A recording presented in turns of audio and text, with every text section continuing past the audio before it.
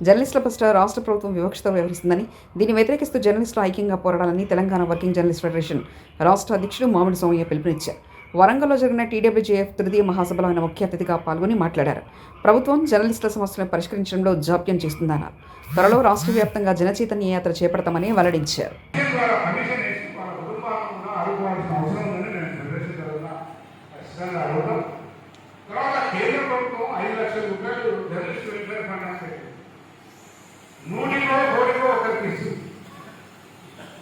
కేంద్రం ప్రభుత్వం బీజేపీ అధికారంలోకి వచ్చినాక జర్నలిస్ట్ వెల్ఫేర్ ఫండ్ రాష్ట్రానికి సంవత్సరానికి 1 అరగా వస్తుంది. సరిపోయిన ఎవరికి ఇవ్వట్లేదు. అట్లాగే బీజేపీ అధికారంలోకి వచ్చినాక మన కరోనా సమయంలో రైల్వే పాస్ కూడా తీసేసిన సందర్భం కూడా మనకున్న ఏకైక సెంట్రల్ గవర్నమెంట్ ద్వారా ఉన్నది కూడా వాళ్ళు ఇవ్వలేదు.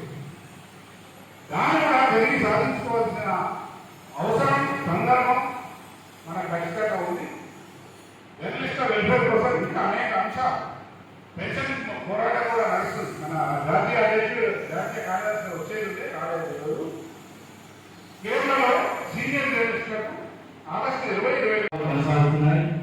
ఈ సంఘ పటిష్టత మరింత ఈ జిల్లాలో చేయగాను రాష్ట్ర నాయకత్వం మనకు వెన్నుదన్నుగా నిలబడడానికి ఈరోజు ఈ 3వ మహాసభకు హాజరైన సందర్భాన్ని బట్టి హాజరైన మిత్రులందరికీ రాష్ట్ర నాయక ప్రతినిధి బృందానికి హృదయపూర్వకమైన వందనాలు తెలుస్తున్నాం. ఇప్పుడు మనం అనేక పోరాటాలు చేశాం.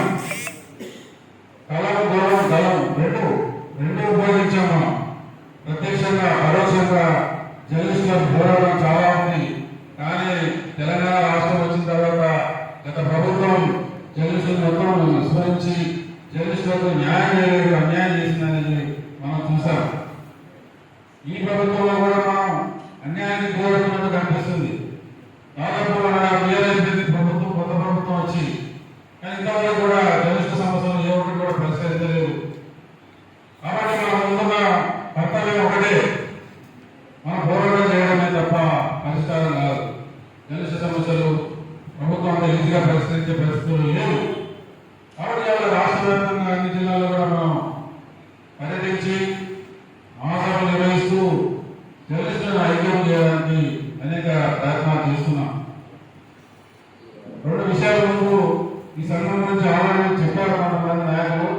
నేను కూడా చెప్తాను. నా గురించి కూడా కొంచెం 2 విషయాలు తెలియాలి. ఎందుకంటే ఈ జిల్లాలో ఇంత పెద్ద జిల్లా వరంగల్ అంటే గ్రేటర్ వరంగల్ కదా.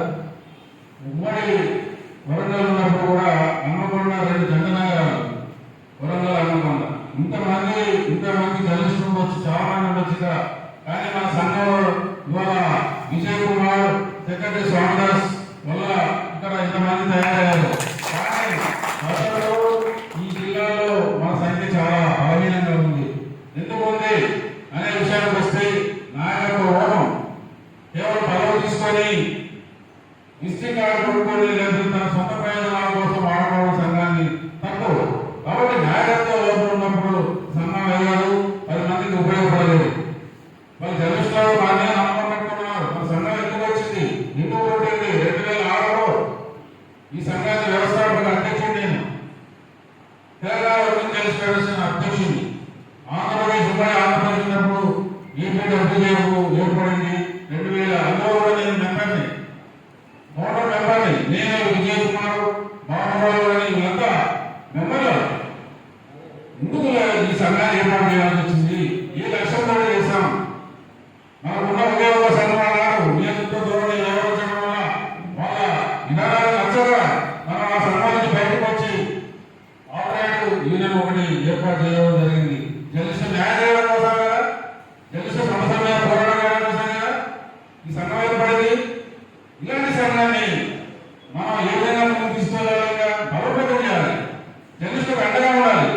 కానీ నాయకత్వ లోపం ఉన్న కొన్ని జిల్లాలో మొత్తం స్వతంత్రంగా ఏర్పడింది, బలహీనపడింది సంఘం. కొన్ని జిల్లాలో బ్రహ్మాండంగా ఉంది. ఒక జిల్లాలో, ఇంత పెద్ద జిల్లాలో నాకు ఒక 100 మంది సభ్యులు లేకపోతే 2 నిమిషాల మౌనం పాటించి ఈ సభ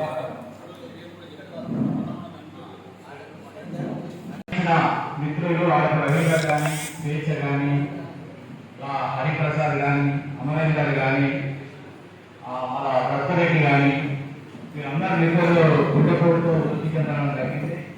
కొందరైతే ఆత్మహత్యకు పాల్పడ్డారు.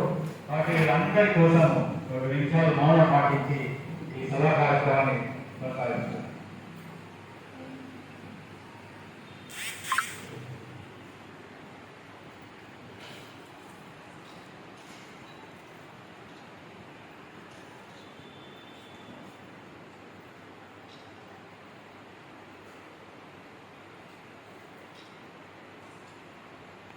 జర్నలిస్ట్ మిత్రులకు జర్నలిస్ట్ మిత్రులకు శ్రీనివాస్ గారిని వేడుకున్నారు.